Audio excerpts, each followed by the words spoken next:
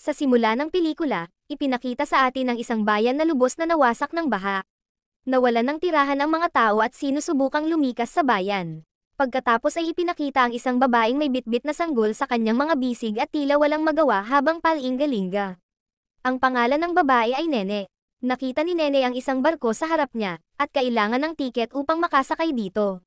Ngunit wala siyang pera, kaya't dahil sa matinding pangangailangan, nagtago si Nene sa likod ng isang kotse at palihim na nakapasok sa barko. Subalit nakita siya ng mga gwardya. Nakapasok si Nene sa barko at naghanap ng lugar kung saan siya maaaring magtago. Umupo siya sa isang sulok, ngunit nakita pa rin siya ng gwardya doon at hiningi ang kanyang tiket. Sinabi ni Nene na wala siyang tiket, kaya't pinababa siya sa barko. Nag-usap si Nene at isang lalaki, at nakiusap siyang bigyan siya ng pera.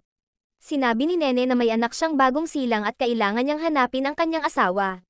Ngunit tumanggi ang lalaki at nagpatuloy sa paglakad. May isang babaeng naglalakad na may dalang gamit, at nahulog ang kanyang pataka. Nakita ni Nene ang pataka. Madali sanang nakuha ni Nene ang pera nang hindi nagpapalam sa babae, pero ibinalik pa rin niya ang pataka. Napukaw ang babae sa katapatan ni Nene at tinanong kung bakit may dala siyang sanggol.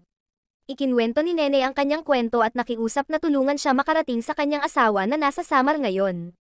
Pumayag ang babae na tulungan si Nene.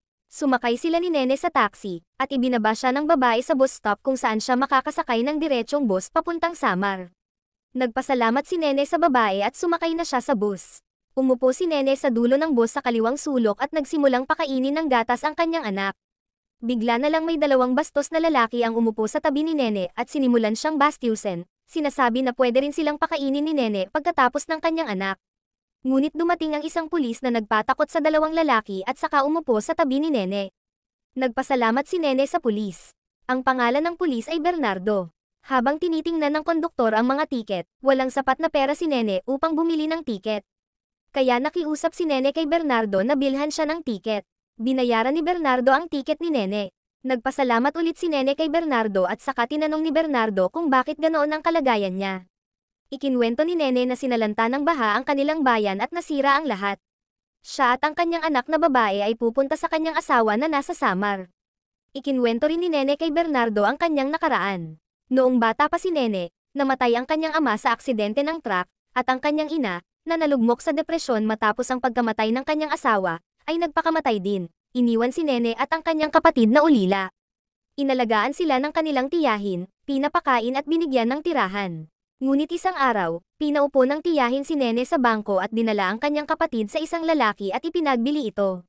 Sinabi ng tiyahin ni Nene na tumakas ang kanyang kapatid, ngunit alam ni Nene na nagsisinungaling ang kanyang tiyahin.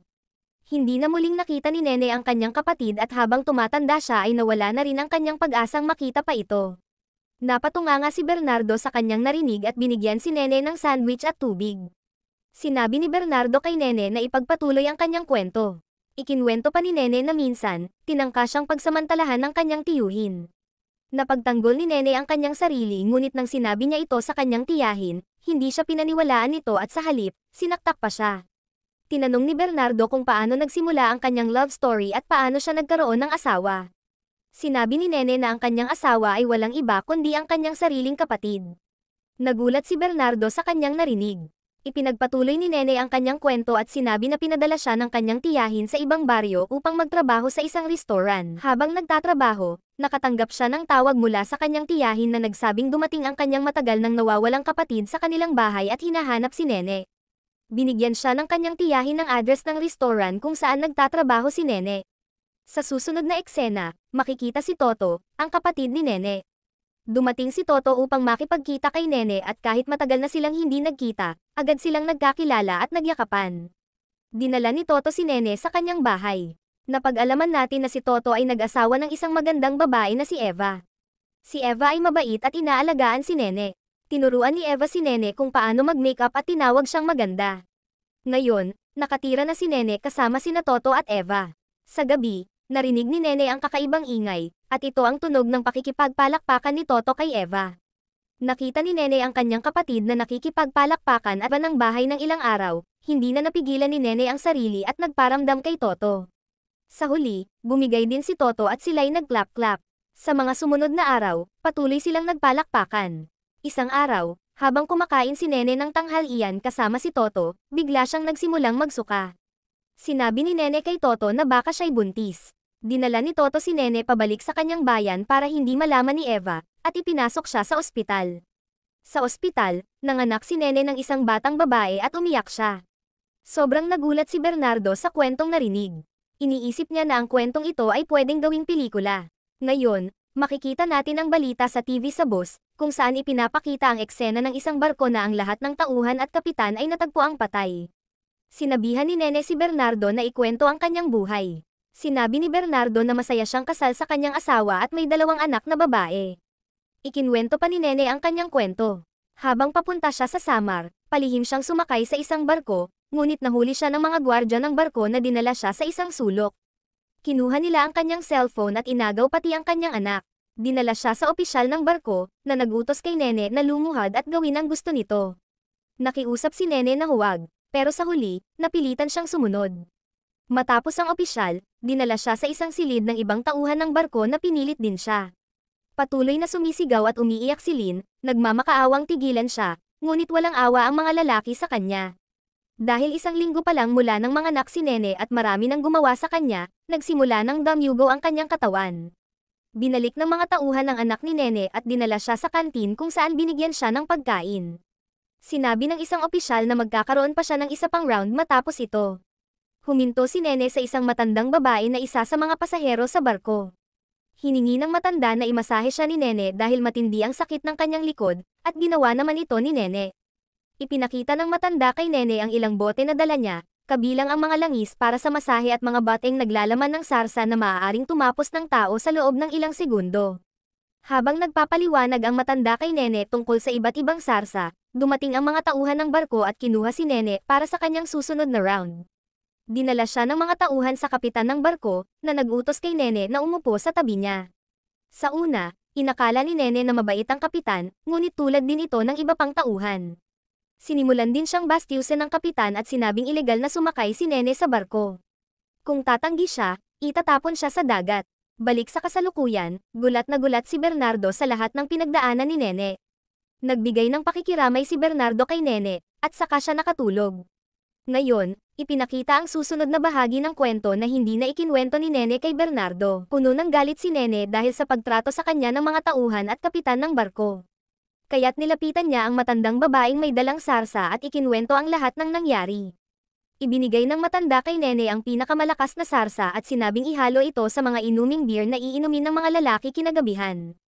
Ginawa ni Nene ang sinabi ng matanda at inihain ang sarsa sa lahat ng tauhan ng barko pati na rin sa kapitan. Nawala ang lahat ng tauhan at kapitan ng barko matapos inumin ang sarsa, at sila rin ang mga taong nakita natin sa balita sa TV ng bus kanina. Sinabi ng konduktor ng bus na ang daan sa harap nila ay binaha, kaya't lahat ng pasahero ay kailangang bumaba dahil hindi na makakatawid ang bus. Dinala ni Bernardo si Nene sa isang restaurant at pinakain siya gamit ang kanyang sariling pera. Nag-book si Bernardo ng isang kwarto sa hotel at dinala si Nene doon, sinasabing pwede siyang matulog dito ngayong gabi at ituloy ang kanyang paglalakbay bukas. Inilapag ni Nene ang bata sa kama at pumasok sa banyo upang maligo. Nakita natin si Bernardo na sumisilip sa loob ng banyo at may masamang intensyon. Pumasok siya at sinimulang halikan si Nene. Dahil sa takot na palayasin siya ni Bernardo, napilitan si Nene na makipagpalakpakan. Matapos ang lahat ay natulog na sila. Kinabukasan, nakatanggap si Bernardo ng tawag mula sa kanyang asawa na nagtatanong kung nasaan siya.